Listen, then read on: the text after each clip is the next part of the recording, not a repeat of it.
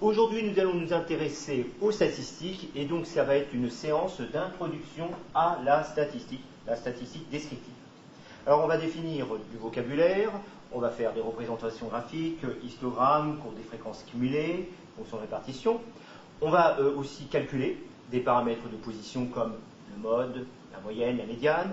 On va aussi calculer des paramètres de dispersion, variance, écart type, écart interquartile, étendue, et on va essayer d'interpréter cela, tout simplement. Alors, on va définir d'abord le cadre statistique, et on va distinguer deux cas de figure. Mais c'est très important, cette partie-là, c'est même essentiel, pour bien simplifier les deux cadres. On a un cadre statistique qui s'appelle le cas discret, et un deuxième cas très important, le cas continu classé. Et là, on insistera sur cette deuxième partie, le cadre continu classé. Continu classé. Alors, qu'est-ce que c'est que le cadre discret? Qu'est-ce que c'est que le cadre continu classé? Alors, c'est très simple, mais il va falloir retenir exactement ces deux cas, hein, bien comprendre la différence.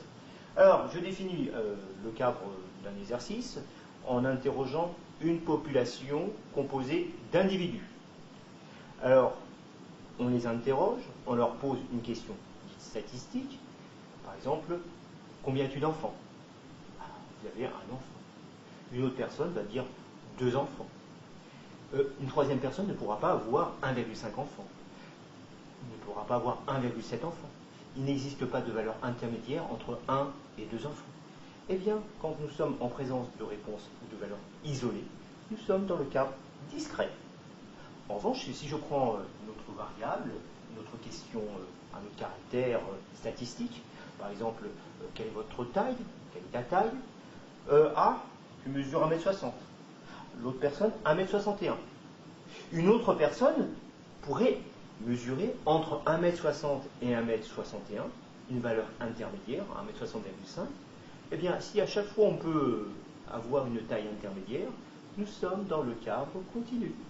Évidemment, en généralisant, eh bien, les réponses, eh bien, on fait l'hypothèse qu'il pourrait y avoir une infinité de chiffres après la virgule. C'est le cadre continu. Et qu'est-ce qu'on fait en pratique? Au niveau de la taille, on arrondit au centimètre près. Hein. Donc là, quand on fait l'hypothèse qu'il y ait une infinité de chiffres après la virgule, on fait l'hypothèse qu'on est dans le cadre continu. Et tout de suite, le réflexe est d'arrondir au centimètre près.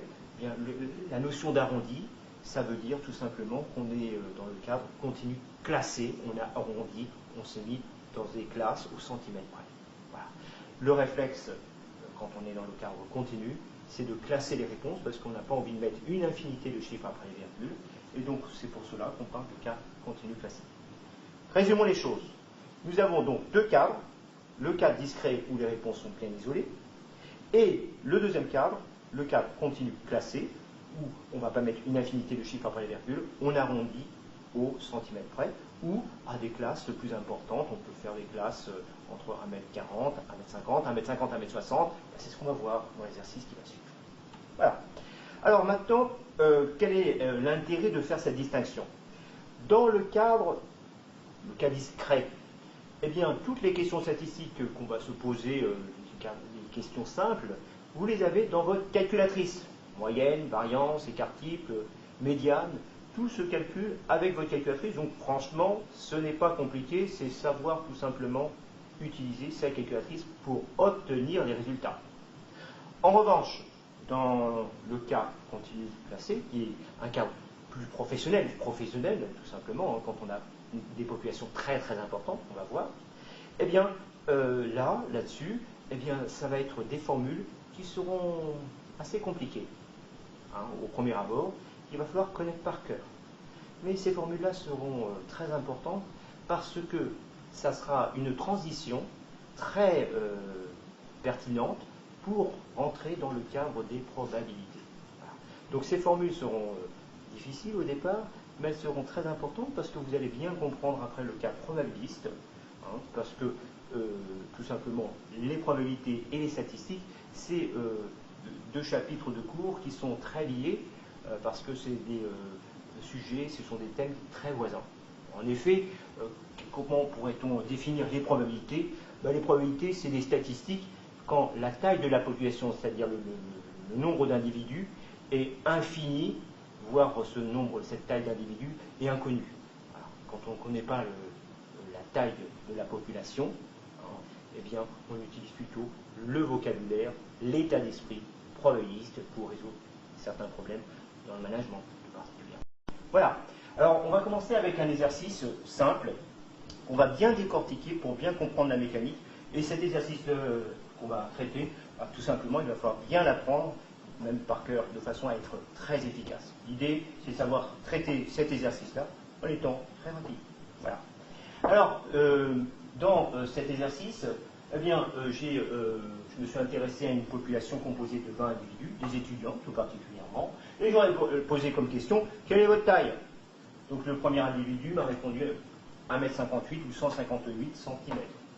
Le deuxième, 177 cm, ou 1m77, troisième 1m80, etc. Et le 20e, 1m50, 150 cm. Alors, dans cette première partie, nous allons définir maintenant la première représentation graphique qui va porter sur le point de vue continu classé, avec un tableau statistique qu'on va présenter dans un contexte particulier. Tableau statistique. Et donc là, nous allons faire une hypothèse, c'est qu'on ne va pas arrondir au centimètre près, on va arrondir dans des classes. C'est-à-dire qu'on va traiter la situation suivante.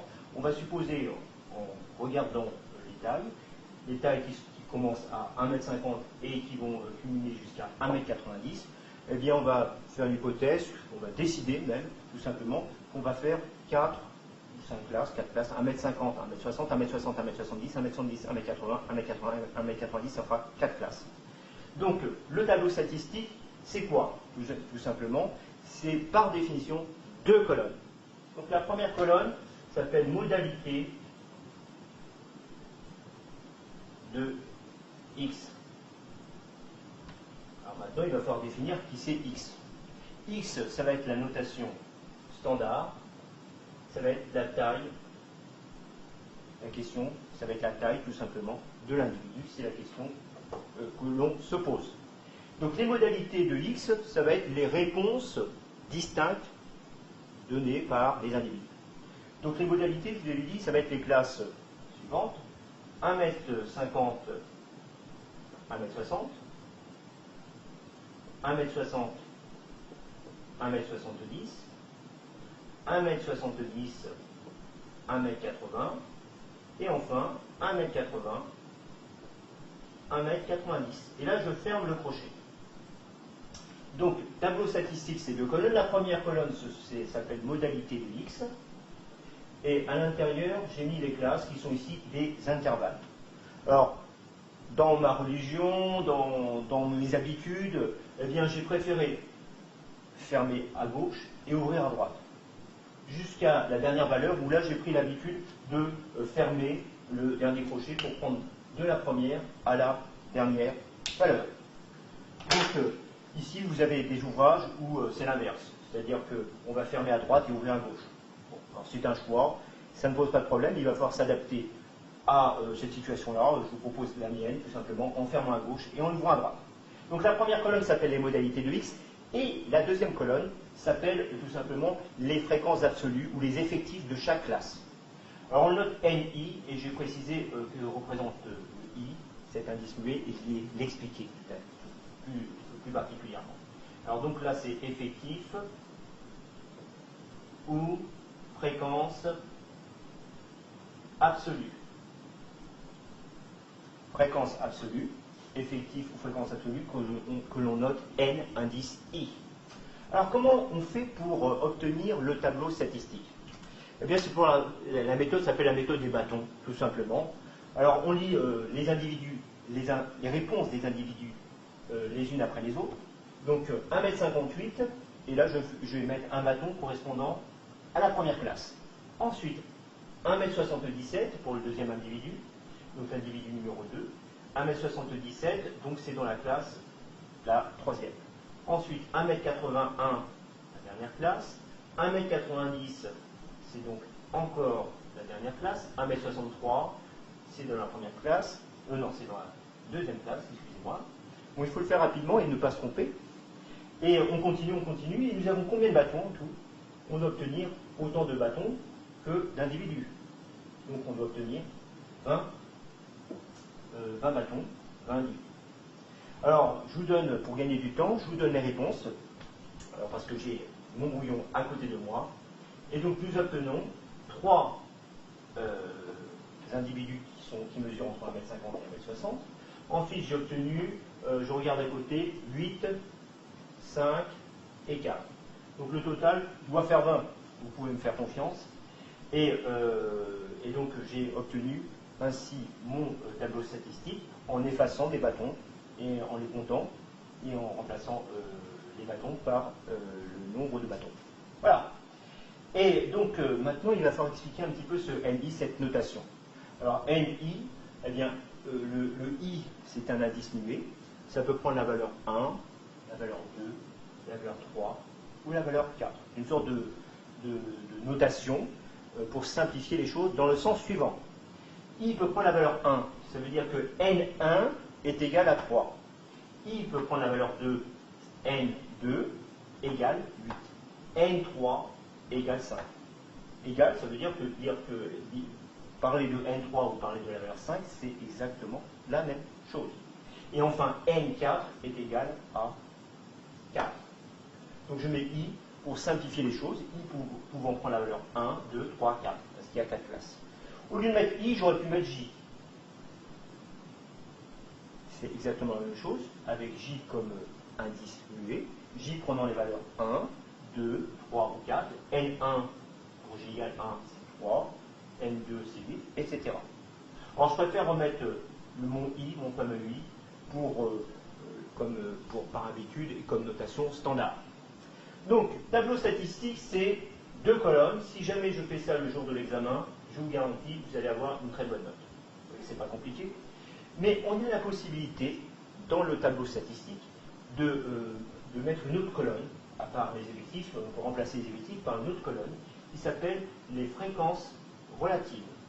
Donc, les fréquences relatives, c'est, je le note FI, fréquence relative, où on parle aussi de proportion ou de part de temps en temps, mais fréquence relative c'est plus commun, voire proportion aussi qu'on utilise très souvent en pratique.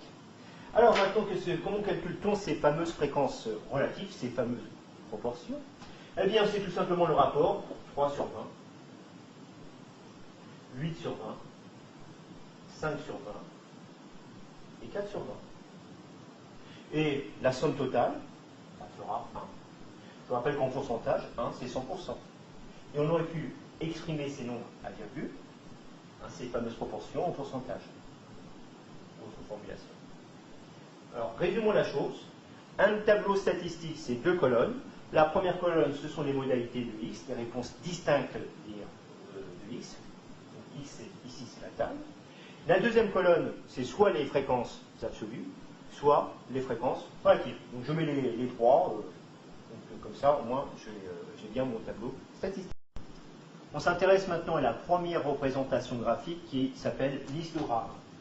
L'histogramme, c'est une succession de rectangles à dessiner. Alors ces rectangles sont composés d'une base, donc ça va être les classes, et les hauteurs de chaque rectangle seront données par la formule suivante, à connaître par cœur, HI est égal à FI divisé par AI, pour I compris entre 1 et 4. Donc I, c'est les numéros de chaque classe, je vous rappelle. Et donc, comme cette formule est à connaître par cœur et à appliquer par cœur pour le contrôle et l'examen, eh bien, je l'ai encadré en rouge. Donc, j'applique la formule. Alors, je vous donne comme exemple H1 pour I égale 1. C'est donc égal à F1 divisé par A1.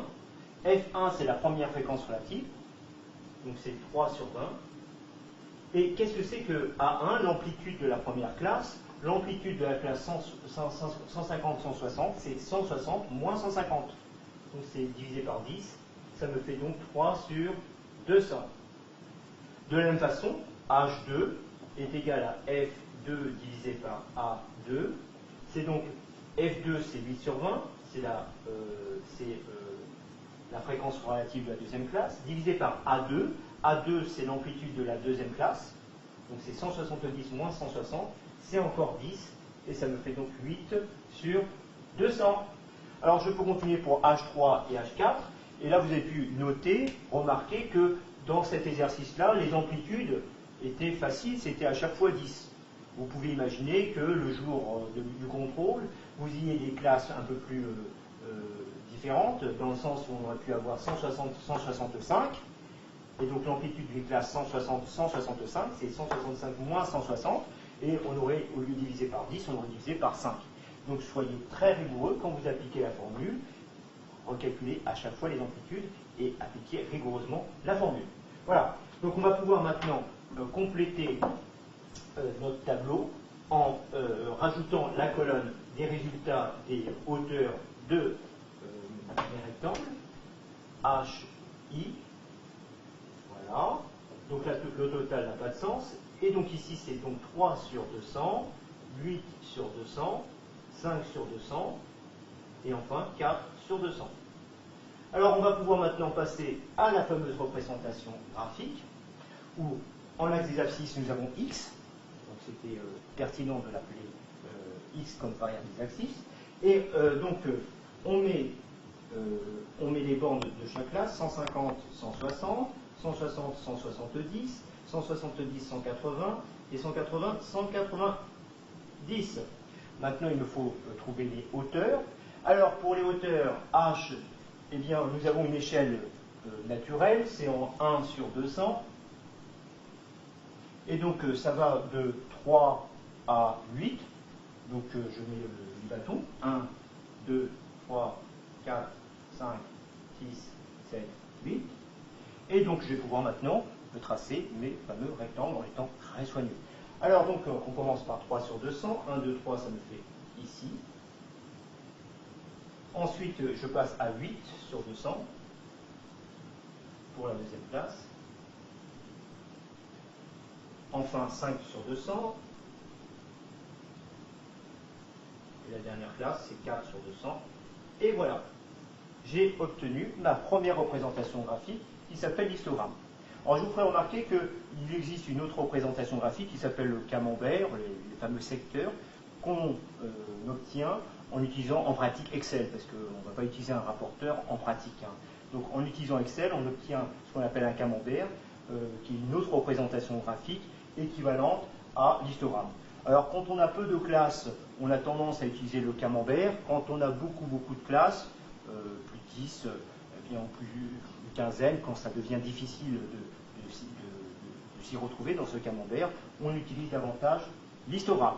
Voilà. Alors maintenant, nous allons passer à la seconde représentation graphique, la courbe des fréquences cumulées. Pour la seconde représentation graphique, la courbe des fréquences cumulées, on le note FI.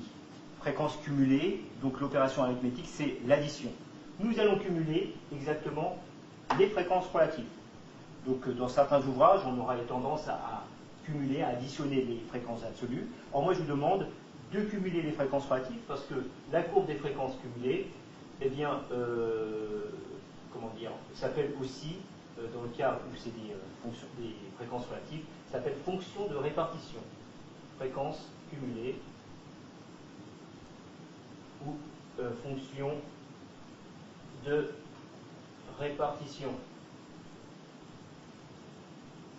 Alors, qu'est-ce qu'on va cumuler? Je vous l'ai dit, on va cumuler les fréquences relatives. Donc, c'est pas très compliqué. C'est la colonne des petites FI, grand FI. Donc, ça commence par 3 sur 20. Ensuite, ça me fait donc 11 sur 20. 3 sur 20 plus 8 sur 11, ça fait 11 sur 20. Ensuite, plus 5, ça me fait donc 16 sur 20. Et 16 sur 20 plus 4 sur 20, ça me fait 20 sur 20. Et ça me donne donc 1. Ça se termine toujours par 1. Alors, on va passer à la représentation graphique, où là, en abscisse, c'est la même chose. C'est l'axe, ça va être les classes, avec X. Et donc, je mets les bornes, 150, 160, 160, 170, 170, 180, 180, 190. Alors, je vais utiliser donc la bonne échelle. Donc l'échelle, ça sera en 1 sur 20. Et ça va de 0 à 20. Donc 0, 5, 10, 15, 20. Et maintenant, il me faut tout simplement représenter la fonction de répartition, la fonction de la courbe des fréquences cumulées. Et donc là, je vais utiliser mon stylo vert pour représenter, si vous voulez, la mauvaise méthode. Alors, c'est en appliquant bêtement ce qu'on voit. Entre 150 et 160, nous avons 3 sur 20. Ben, 3 sur 20 entre 150 et 160, eh bien, ça serait par exemple un segment, un intervalle fermé à gauche, ouvert à droite, à hauteur de 3. Ensuite, on passe à 11 sur 20. Donc ici, ça serait une représentation ainsi. Ensuite, je passe à 16 sur 20. 16 sur 20, ça serait ici. 16 sur 20. Et enfin, 20 sur 20, entre 180 et 190. Et vous voyez bien que j'ai appliqué, j'ai lu le tableau et je l'ai dessiné bêtement, naturellement. Alors, je vais faire une hypothèse de bon sens. Par exemple, entre 150 et 170, j'ai 8 réponses. J'ai 8 étudiants qui mesurent entre 160 et 70. 160 et 70. Question, est-ce que les 8 personnes qui mesurent entre 160 et 70 sont-ils concentrés sur la valeur de 160? Je ne crois pas. Est-ce qu'ils sont concentrés au milieu, en 165? Je ne crois pas non plus. Est-ce qu'ils sont concentrés sur la valeur à peu près de 170? La réponse est non. Alors on va faire une hypothèse naturelle. On va dire que les 8 personnes, comme on ne sait pas, on va dire qu'ils seront répartis uniformément entre 160 et 170. S'ils sont répartis uniformément entre 160 et 170, eh bien la représentation graphique va changer. On va avoir une croissance uniforme entre chaque bande des intervalles. Et donc, on obtient entre 150 et 160 une courbe qui sera croissante avec une croissance uniforme et on va donc représenter des segments de droite. Donc ça monte entre 0 et 3 sur 20. Ensuite, ça va de 3 sur 20 à 11 sur 20 uniformément. Il ne faut pas que je me trompe là.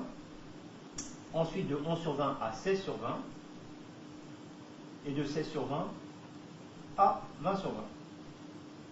Ah, eh bien alors là, miracle, miracle, grâce à cette hypothèse qui est très importante, alors je l'écris en rouge, donc c'est l'hypothèse de la répartition uniforme des valeurs, des réponses sur chaque intervalle. Eh bien, cette hypothèse-là, je souhaite que vous l'écrivez sur votre copie systématiquement pour justifier le fait qu'on passe des marches d'escalier en une sorte de rampe d'escalier. Donc, la fonction de répartition, naturellement, ça serait d'abord du vert, mais grâce à cette hypothèse de bon sens, de la répartition uniforme sur chaque classe, eh bien, ça aura pour effet de remplacer les marches d'escalier en des rampes d'escalier. Et là, miracle, nous avons une belle fonction, une belle représentation graphique, qui est une représentation graphique d'une fonction qui est croissante, continue, et c'est beaucoup plus sympathique d'avoir une fonction de ce type-là plutôt que d'avoir des marches d'escalier. Alors cette fonction de répartition me permet de répondre à la question suivante. Par exemple, quelle est la proportion d'étudiants qui mesurent moins de 1,70 m? Eh bien, ceux qui mesurent moins d'1,70 m, eh bien, ça sera 11 sur 20. Quelle est la proportion d'étudiants qui mesurent moins de 1,80 m? Eh bien, ici, grâce à cette hypothèse de la répartition uniforme, eh bien, ça sera 16 sur 20. Alors, vous avez pu remarquer que 1,80 m, ce n'est pas 100%.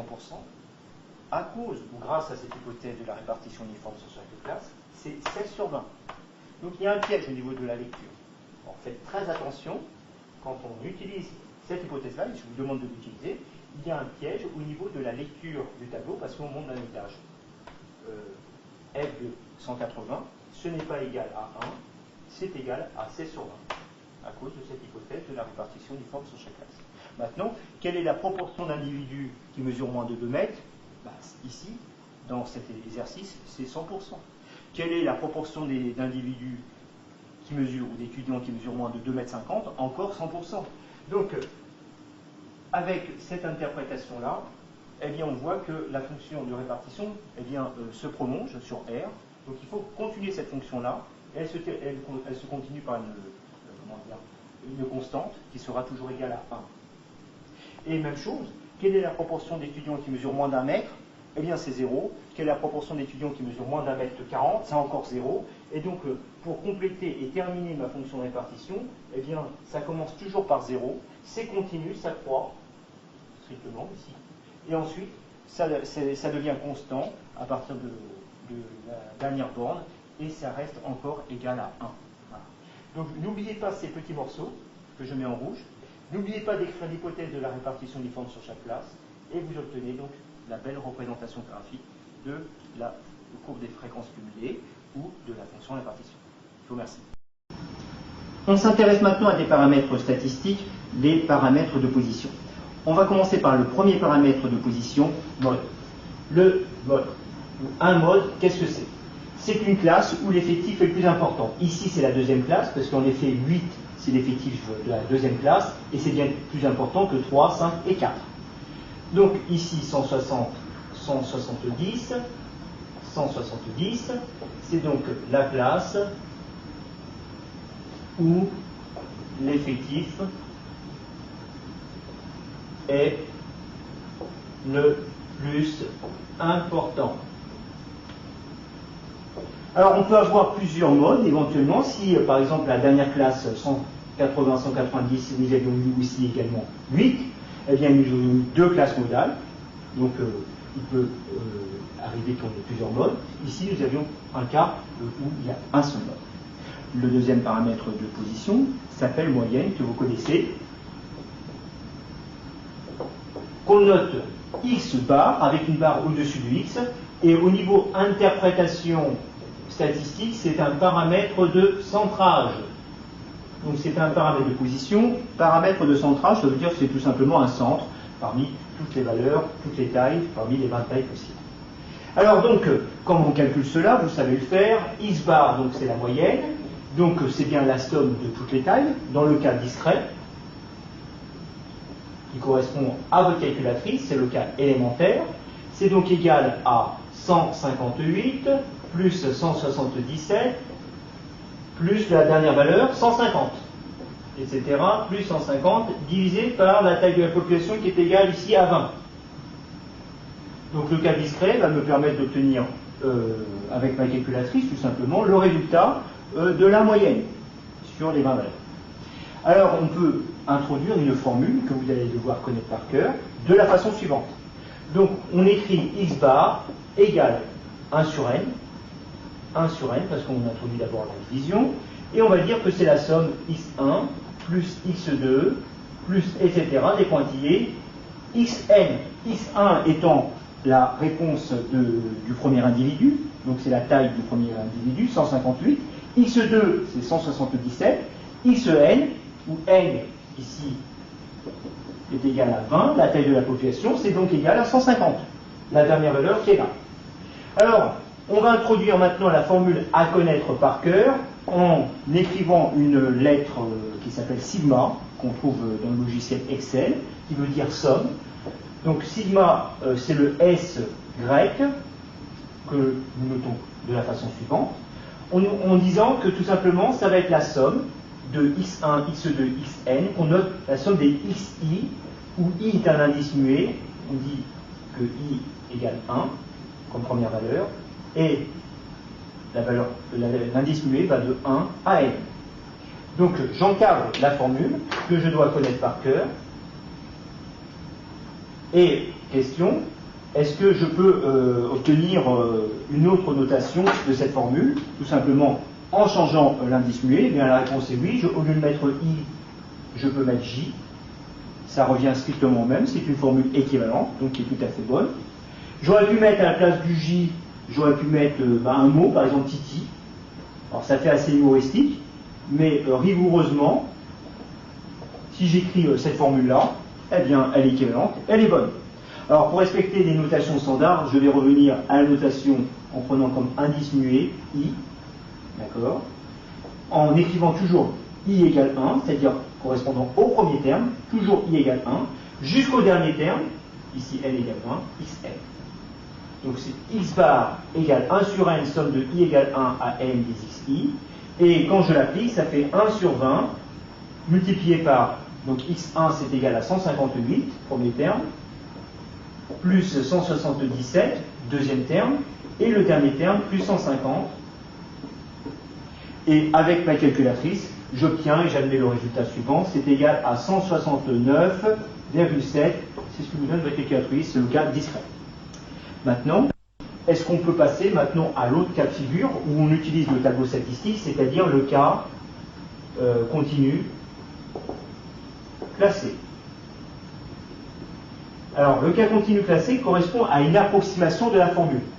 En effet, dans le cas continu classé, la moyenne, X bar, va se calculer de la façon suivante. On va faire une approximation de la façon suivante en disant que, en gros, toutes les valeurs entre 150 et 160, je vais dire que c'est égal à 155, le centre de classe. Il y en a combien de valeurs? Il y en a 3.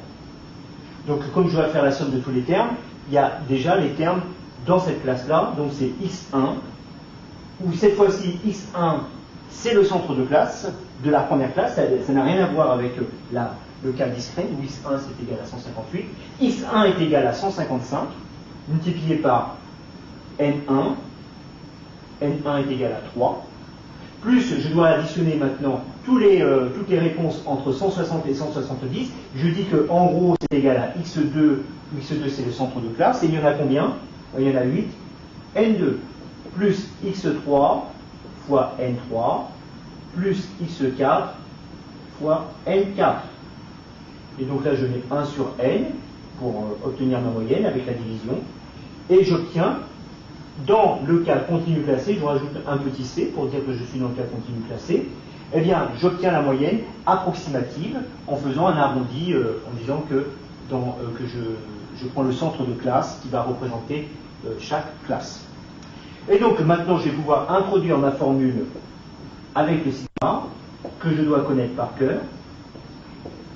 Somme de I égale 1 à K, où K ça va être le nombre de classes, 4, des XI fois NI, et donc je l'encadre parce que je dois connaître cette formule-là par cœur. Voilà.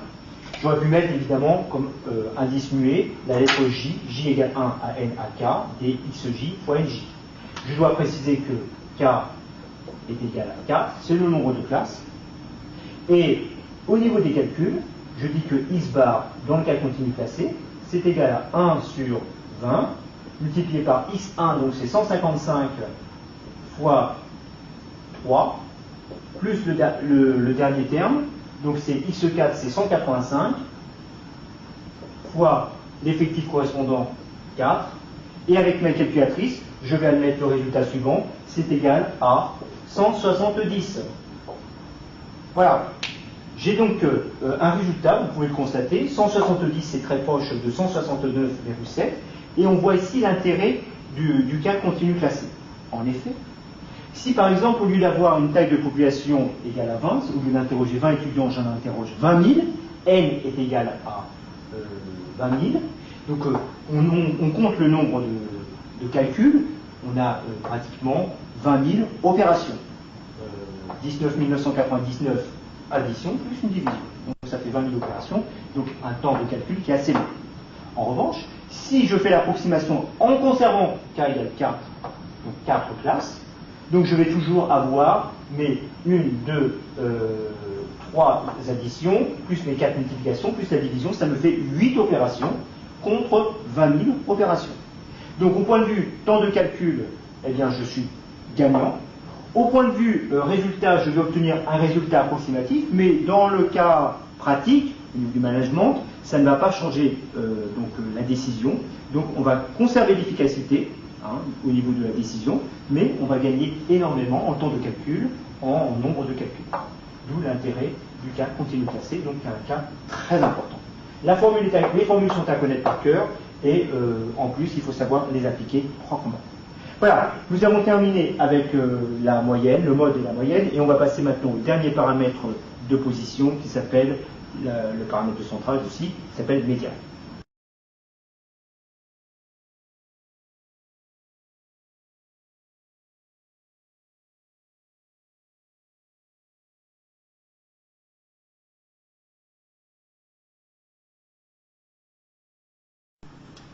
On s'intéresse maintenant au dernier paramètre de position, un paramètre de centrage qui s'appelle la médiane. Définition de la médiane. C'est une valeur particulière de x. Il y aura une certaine propriété. La propriété, c'est de partager en deux exactement la population. Qui partage la population exactement en deux.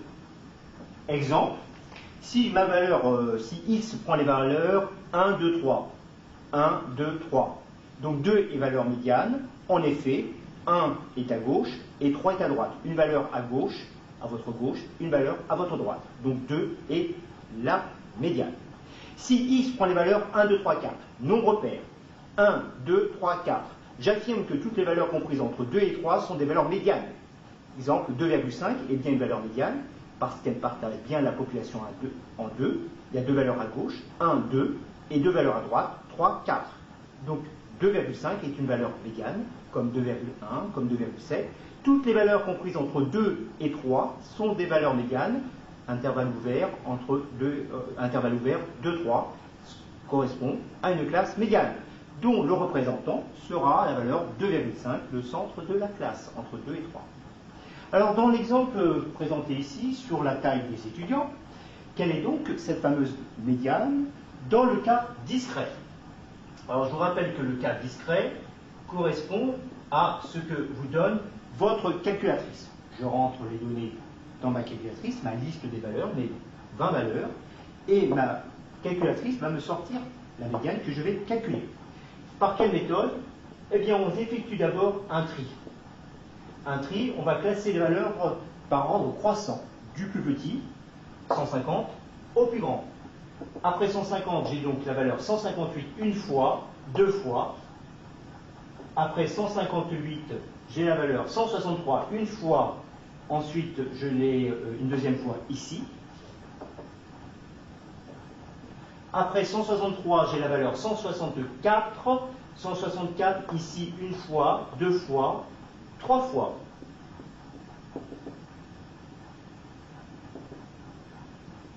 Après 164, j'ai la valeur 165, puis la valeur 166 que je vois ici.